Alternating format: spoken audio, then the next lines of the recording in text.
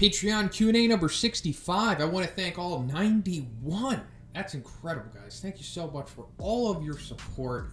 I always say it, but you know it by now. I love you guys. So, again, I can't thank you enough. And to everyone else listening, there's going to be spoilers in these questions and answers, so tread carefully. Furukizu K asks, hey, Shonen, perhaps the whole more monsters thing is because of God. It created a monster in Vaccine Man and gave Homeless Emperor his powers. What's to say he couldn't give other powers? Jospeh, a monster cells and gains the energy spheres, which is weird. Perhaps that's because of all of those types of monsters, not aliens, genetically engineered, etc., originated from God. Because the spontaneous cell reaction is a natural process God put in place to F with humanity. There was a D&D campaign that I was a player in, and the gods of the setting had various laws attributed to them, things which seemed to be natural magical disasters, but were actually created and sustained by each individual god. For example, Cord was the god of war, and then his law was a constant countrywide storm that sapped magic from everything. Perhaps this is something similar, God's law, perhaps. So I agree with you. I think that it's very likely that this influx of monsters is probably God's doing, because of the way that they just subtly drop it here and there, meaning that it's going to be a more prevalent plot line down the line in the story. And given that it's very likely that God was set up in Chapter 1 with Vaccine Man, and he's probably going to be the big bad at the end of the series, I wouldn't be surprised if it's revealed that it was his doing and all of these monsters. And I do think that he could give other powers as well. I don't think it's set in stone that he just makes Vaccine Man and Homeless Emperor's guys, but maybe that's the really strong dudes that he's capable of making up. But as for Jospeh, it's possible that energy sphere is related to him. It's possible, but we just need a little more confirmation, other than Murata just saying that they are all one and the same. I think they're all just probably coming from the same type of power or energy that exists in that world. Maybe it's all connected to God, maybe not. I'm going to make a video about this because this is a subject that definitely needs to be talked about. Like I said, they do say it for a reason, so I think it's more or less probably connected to him. And that's really cool that you have that D&D campaign. I used to play that personally a couple years ago with my friends in high school. It makes me want to play again, actually. Some really good times with that. Bryan asks, hey man, it's time for the best videos of the week, the Q&As. Hey, thanks Bryan, I appreciate that. I wanted to ask you this week about the powers in One Punch Man. We know some heroes get strong by training, Saitama Darkshine, and we know Tatsumaki and Fubuki have natural powers. Some heroes use weapons or gadgets, but then there's some things I don't quite understand. Is Spring Mustachio's sword magic? It appears out of a handkerchief and it bends and stretches. And then Death Gatling gets the black skull over his face when he does his final move. So basically, I'm asking, do some characters have actual superpowers or all of the abilities from training and or weapons and items they use? So this is a great question. So there are legitimate supernatural special powers in the world of One Punch Man, outside of being an Esper and stuff like that. This was expanded upon in the new OVA, the first OVA that we got for Season 2. We saw that those three dudes that met up on the internet, I already forget their names, but one had fire powers, one had ice breath, and one could control animals. And these weren't gag things or anything. They were legitimate abilities that they could use. And it was talking about how they all met together on a forum for other people that have these supernatural abilities. So even if you don't want to take that OVA for canon, it insinuated or just straight out pointed that Volton, the electrical dude from the Super Fight tournament, was similar to these guys. So he has a legitimate inherent ability where he can just control electricity or lightning or whatever he can do. So this is a thing in this world. However, with Spring Mustachio, I'm assuming that he's just using a special type of sword. Probably what he was supplied with by the Hero Association, the same way that Metal Bat was supplied with his weapon, but also Spring Mustachio is one of the disciples of one of the Council of the Sword member guys. So maybe he learned this technique from them. I don't think what he's using is magic. It's probably just a special alloy or material. Similar to Ohm from One Piece and the Skypiea arc. He had Cloud Steel Cloud or something like that, and then it was heated up by the flame dial that he had in the hilt, so it acted like a whip at times, and then sometimes it was just straight and steady or sturdy. I think it's something like that. I don't think he's using magic. And as for Death Gatling, this is a little more ambiguous, but I'm going to assume that the black skull that we see is just for the audience. It's just a narrative piece to represent him being cool and signifying that he's using his final attack. I don't think Garo literally saw a black skull come over his face, but it's really up for you to decide in the end, but I don't think there was any magic going into that move. Chance asks, hey Shonen, I have a One Piece question. Do you think there's a chance Nightmare Luffy will return in the story? How would you scale its power to the current Wano arc? Also, it would be cool if he got that buff from Moria and went Gear 4. Just a thought, have a good one. Hey, you too, Chance.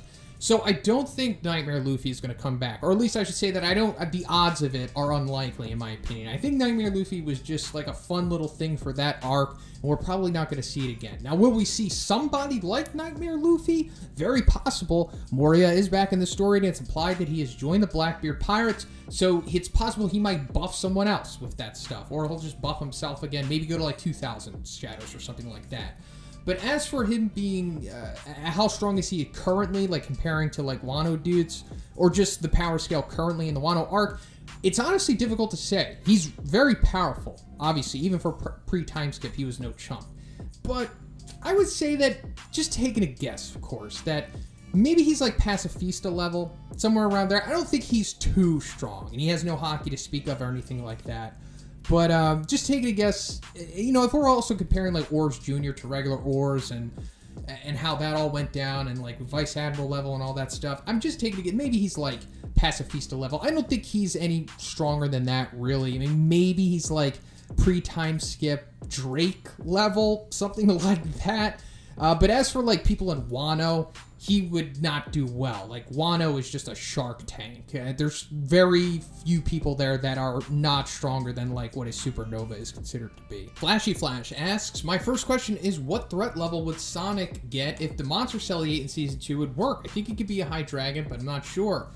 So given that he is weaker than Hellfire and Gale in their monster forms, and he's like around their level as humans, maybe a little weaker than them, maybe a little more, I'm going to assume that the highest he's going to go is a mid-dragon, because they don't even become high dragons themselves when they ate monster cells, so I don't think he's going to surpass them, at least at that time in Season 2.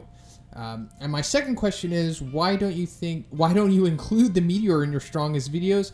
I think the Meteor is a solid high dragon.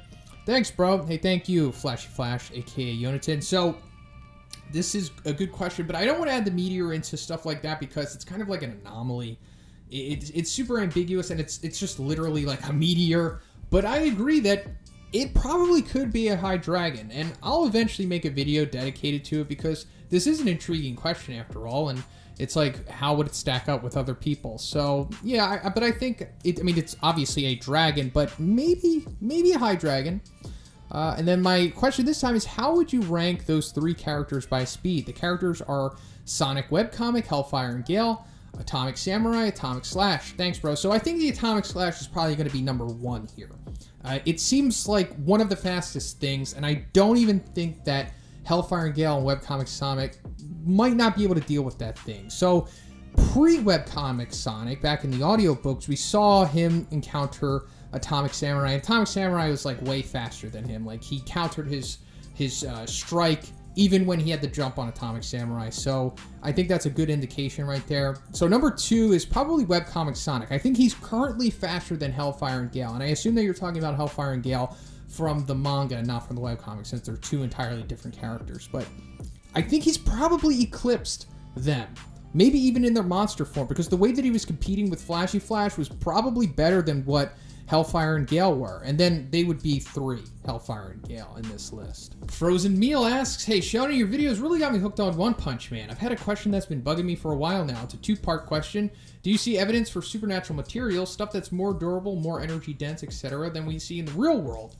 So I don't really think there's too much evidence for this stuff yet, although I don't think it's unrealistic that we might see something like this. The closest right now, just guessing, I think it's probably like the material that Phoenix Man's costume is made out of.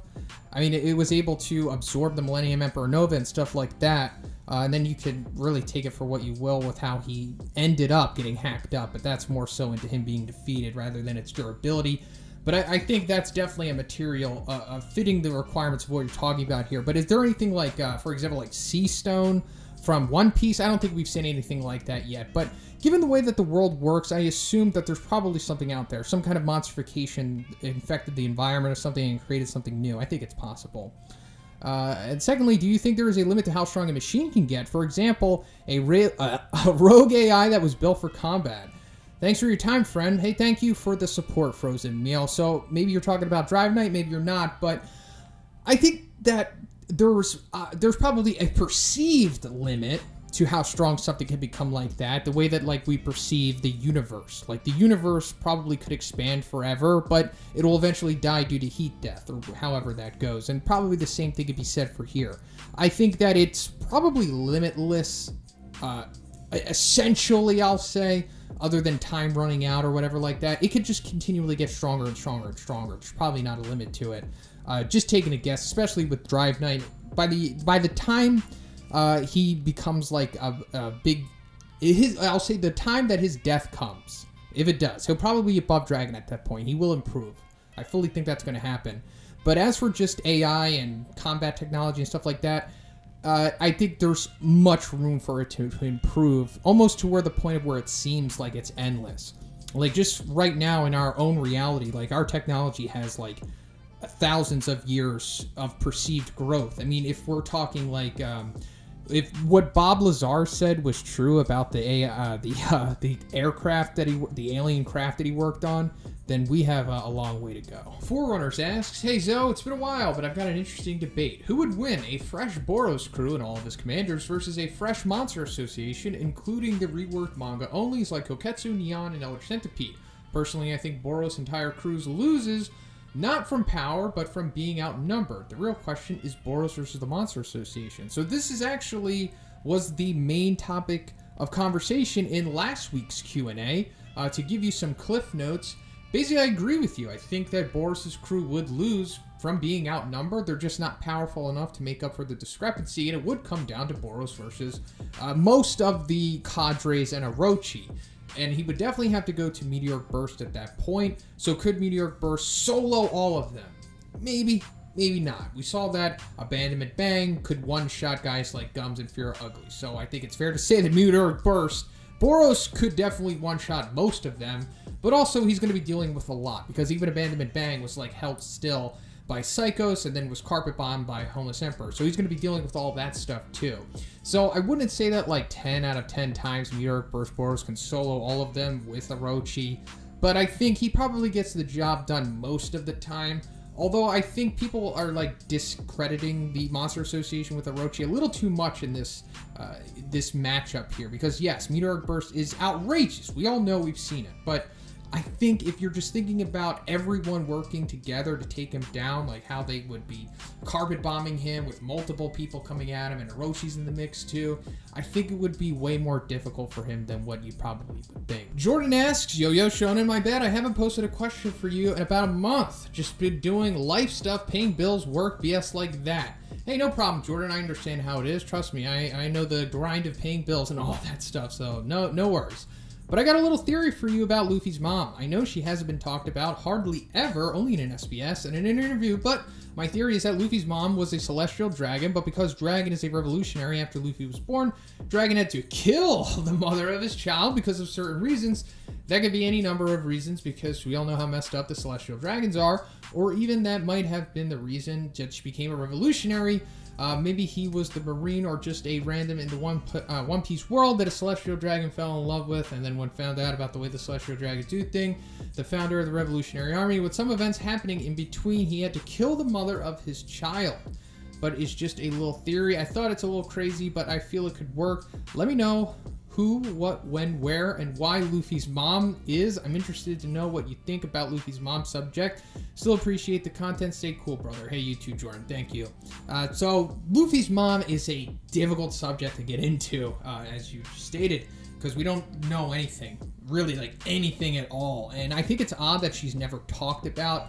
And I'm just going to take a guess, based off of how Oda does things. Maybe it's because he doesn't really care about her, or maybe he doesn't want her to be a focal point of the story or anything like that, because pretty much everything has been talked about at this point, and we have some kind of bearing of nearly everything except her, more or less.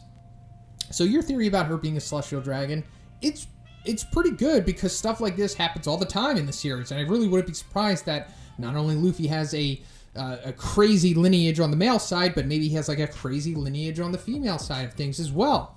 But my guess is that she's just similar to like Portegus de Rouge, Ace's mom and Roger's lover. She's just some attractive woman that just got caught up with a ultra powerful dude, and then one thing led to another, and then she's just not around anymore. There's another theory that she's a part of the Revolutionary Army and that she had her gender changed by Ivankov to hide in plain sight or something. That's possible too, but my money, I'm putting it on her just being like Portegus de Rouge. She's not really important. She's just kind of an unfortunate woman. Jospeh K asks, hey Shonen, random question. What is the best plot twist or reveal you've come across that blew you away and made you freak out? I do remember freaking out when I first read out Itachi from Naruto was a double agent, but in retrospect, it was probably hype over actually fitting with the story that well. It could be anything you want. Anime, manga, films, books, etc. Merry Christmas. Hey, you too, Jospeh K. Thank you. So, I'm going to get into spoilers for Fight Club here. Anyone else who has not read or watched Fight Club and does not want the twist to be spoiled, skip ahead in the video. So this is going to sound really cliche and bro-y of me, but yeah, the Tyler Durden twist is probably the one that blew me away the most. And that's because I felt it was really well done. Like, super well executed. And that's because you could just go back, rewatch the movie, and see it play out for yourself. And it's just so awesome. Like, that experience of the movie. Watching it the first time, getting the twist, and then watching it a second time and seeing it all play out. That's honestly, in my opinion, not really that common with twists. Like, twists are kind of just like, oh, cool, that's a twist, that happened. But, like, rarely can you go back and see it unfolding. It kind of just happens. And then you're just supposed to go with it. And that's fine, too. But I really love, like, the Tyler Durden twists like that. Also, the Sixth Sense twist with spoilers for Sixth Sense.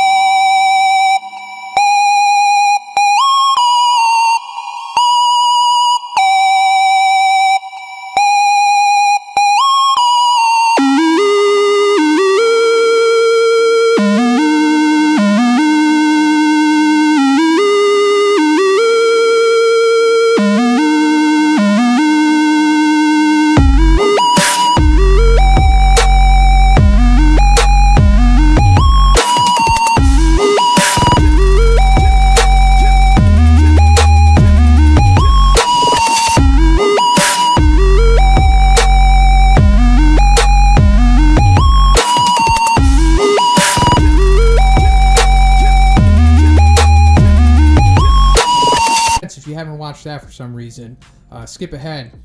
With Bruce Willis being dead at the end, that's very similar to how you can go back and see it all play out and it makes sense. Very well done, of course. I mean, that just one twist alone made M. Night Shyamalan's career. But I think it's right now the Tyler Durden one.